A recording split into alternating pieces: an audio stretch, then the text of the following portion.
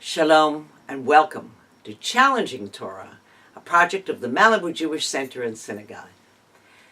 V'et Hanan, this week's portion, begins the way many of us deal with our teenagers who go, I know I asked this before, but now maybe that it's closer to Friday night, could I ask again? Maybe, can I go with them, please? And you say, what part of no didn't we understand? So we begin where God says, no, Moses, after he says, and I pleaded with the Lord, V'et Hanan, asking, oh God, you've begun to show me, your servant, greatness. I beg you, let me go over to the good land that is beyond the Jordan. And God says, don't even speak to me about this matter again.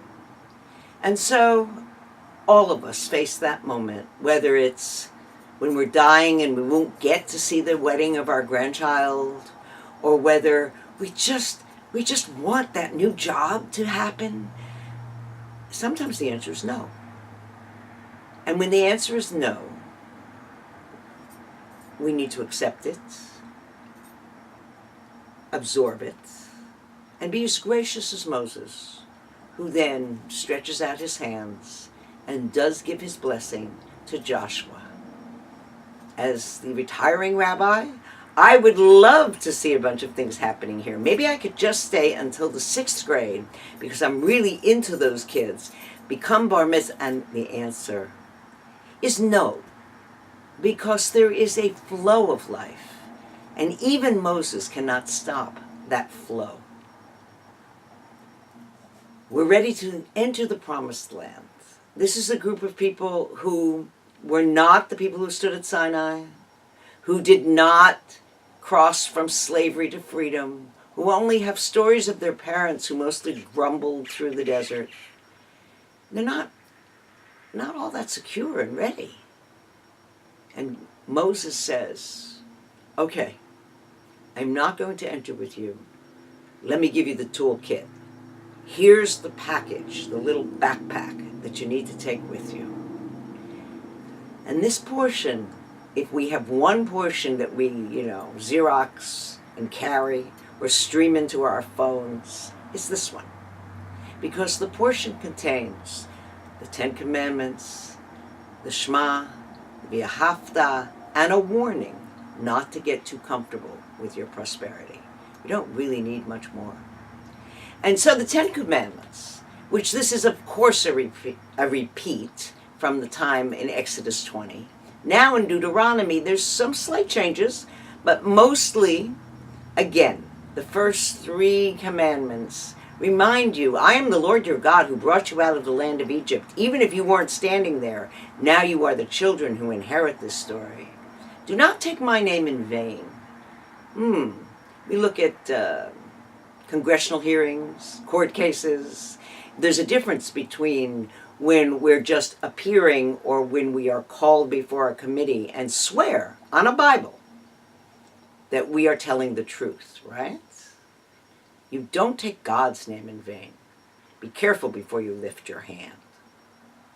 God says, don't take my name in vain. Do not make images. Do not make false idols. And then we get to the core, where those 10 Commandments fold over one on another. The core of our spiritual life.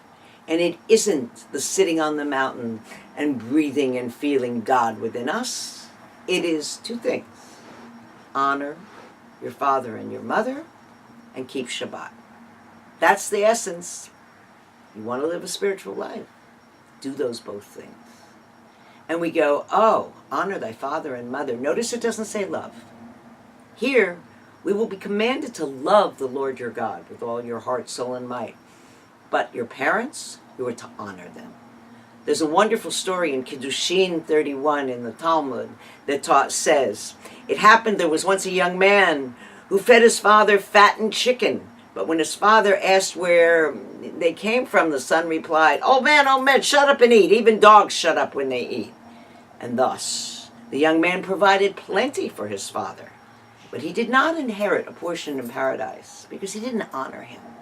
As opposed to the next character in that story who takes a place where he doesn't want his father to be humiliated and does the grunt work himself rather than have the local overseer in any way humiliate his father after the town has been captured. He will inherit a portion even though his father has no food. How do we honor our parents? I've watched a family in Malibu this week honoring a grandma who's dying, with everyone coming and telling stories and rubbing her feet. And now, they weren't always in agreement with this grandma, and they often felt she pushed their buttons and went out of the boundaries, but they honored her with all their heart and soul. And then it says, keep Shabbat. Not just remember it as before, but keep it. Because if we can pause, stop, regroup, redo our lives, breathe once a week. And this time, it is a commandment that is given to you, not, as we say, imitatio Dei, because God rested, but because you need to rest. You, your family, your servants. If we, in this society, finding a day of rest becomes ever more difficult, because we don't unplug our devices, because we need to keep going, because we're on this endless little treadmill. We have no life, much less a spiritual life. Honor your parents. Keep Shabbat.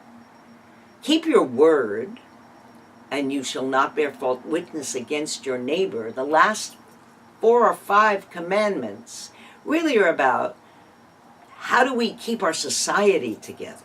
You don't kill, you don't commit adultery, you don't steal, you don't bear false witness. Not even semi-false, like, yeah, it's not the truth, but it's not exactly according to the way I told it last time, but we're listening to an endless stream of where do we find truth and where do we find the boundaries of, no, that's just simply a lie. Don't bear false witness, and keep your eyes on your own plate. Don't covet your neighbor's wife, your neighbor's house, your neighbor's anything. Find the place to say, I am grateful. And after that, it will conclude with the core of the Jewish liturgy, of the Jewish belief, Shema Yisrael, Adonai Eloheinu Adonai Echad. Listen. First we need to listen. We talk so much. We don't really listen. Listen up. God is one. Eloheinu, Adonai Eloheinu. We look at those 2 words. Why repeat it? Because it's God above and God below. It's the God that has existed forever and the God that is within me and my body. All of these things coalesce. Adonai Echad. God is one. And that one, in the process of our breathing ourselves into the connection with that one, that's, and you shall love the Lord your God with all your heart, soul, and might. Be grateful. Be grateful. Be grateful. Shabbat Shalom.